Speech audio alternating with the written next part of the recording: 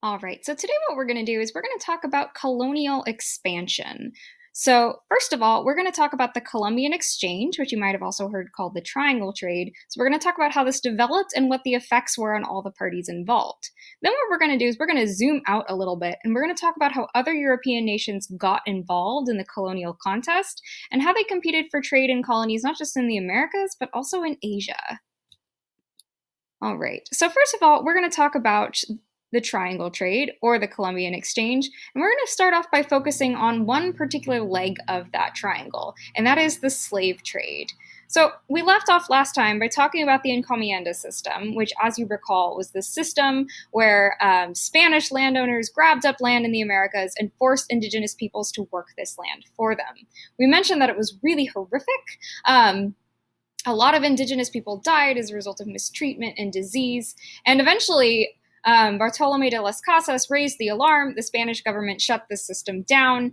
But there was a problem. So Spanish landowners still needed people to work on their farms and in their mines. So what they did is they turned to another exploitative source of labor. They began to import slaves from Africa.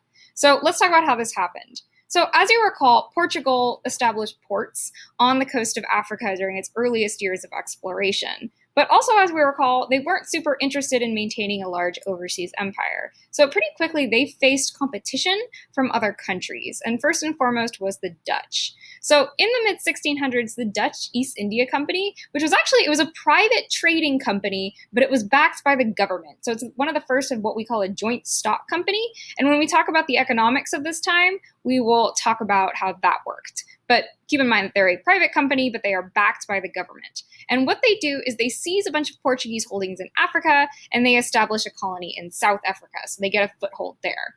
And what begins to happen is that European slavers purchase slaves from African merchants in exchange for gold or European manufactured goods.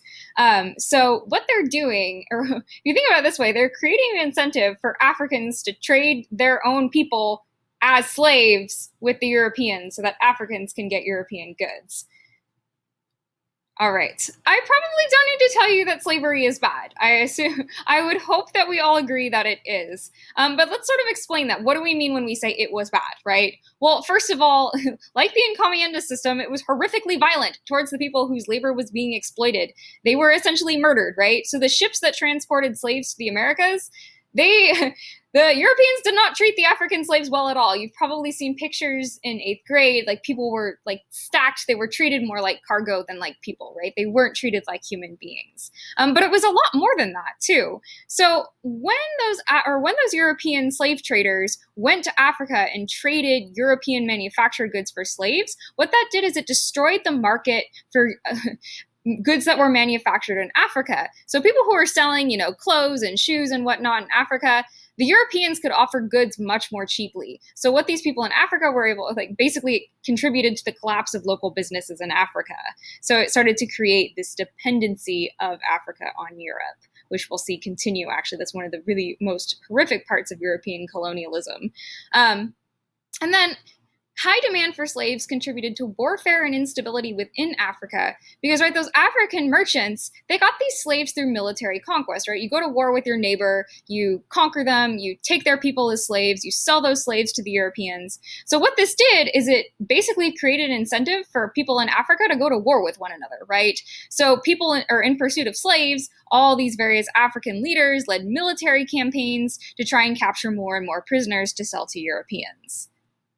So slavery, not just bad based on how it affected the slaves who were taken to the Americas, but it had a really bad effect on Africa as well. Aside from the fact that it just took their people as slaves, right?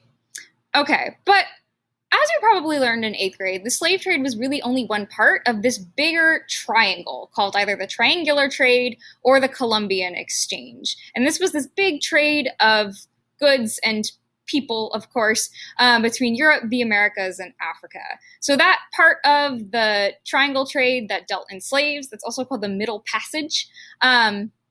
So as we mentioned, right, Europeans brought manufactured goods to Africa to trade and then exported slaves to the Americas. Now, Europeans also planted sugarcane, cotton, and tobacco in the Americas and then shipped these goods back to Europe. They also brought with them other new crops from the New World, such as chocolate, tomatoes, and potatoes. And then Europeans introduced new crops to the Americas, as well as livestock, so cows, for example. And then, of course, Europeans also brought with them that imported disease. We mentioned smallpox a lot last time. They brought the flu, they brought cholera, they brought measles. Really, those Europeans were just filthy. And if you wonder about sort of were there diseases in the Americas that Europeans didn't have, yeah, so the Americas gave Europe this really horrific sexually transmitted disease called syphilis. So at least the Americas got that one over on the Europeans. All right, so there's just an illustration of what I just said. So we have the Americas, sugar, tobacco, cotton, other goods are being imported to Europe. Europe is trading textiles and rum and manufactured goods with Africa in exchange for slaves. Slaves are being imported to the Americas by Europeans to work the land. You'll notice it is pointing to North America here, not Mexico, as you probably know, right? We talked about the Spanish last time. The English and the French are establishing colonies up here in what is today North America, or America, United States, and Canada. So they're going to get in on the game too. All right, so here's just another illustration of some food items that were traded over the Columbian Exchange. It's always strange to talk about the Columbian Exchange because there's real mood whiplash there. So we're like, on the one hand, human beings are being traded, so they're treated as property, they're being horrifically mistreated. But on the other hand, Europe gets tomatoes? Hooray! Cool. All right. So let's leave our discussion of the Americas and let's turn our attention towards Southeast Asia.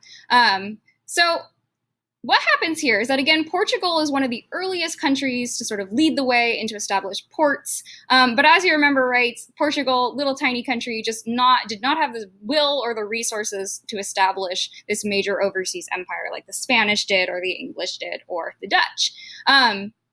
So over in Southeast Asia, the Portuguese face major competition from the Spanish, who take the Philippines, and then major competition from who we were just introduced to, the Dutch East India Company. As you know, right, we mentioned that there were, conflicts over in West Africa, but it's in the name, Dutch East India Company. Their real focus was the East Indies and then India itself.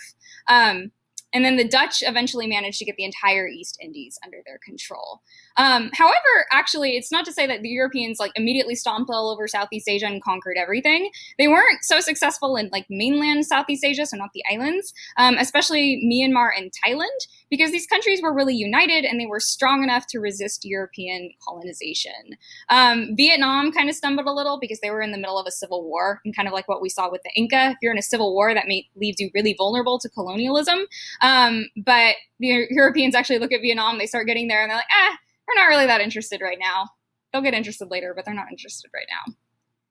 All right. And then last but not least, we'll talk about India proper, right? So again, a familiar pattern. Portugal gets there. They've got great ships, but they don't really do that much. And the people who are really interested in India are the English, the Dutch, and the French. So as we've kind of alluded to a couple of times here, all of those countries are sort of competing with each other for colonies. Everyone wants in on this business, right? And then kind of like what we saw in the Americas again, actually. So India is ruled by this dynasty, called the Mughals. And this dynasty or this empire is falling into decline. So there's a power vacuum. Again, really similar to what happened in South America with the Incas. So again, that leaves them really vulnerable to colonialism. So eventually the Dutch kind of get bored. They start to focus on the actual East Indies, not India, the country, and they pull out. So that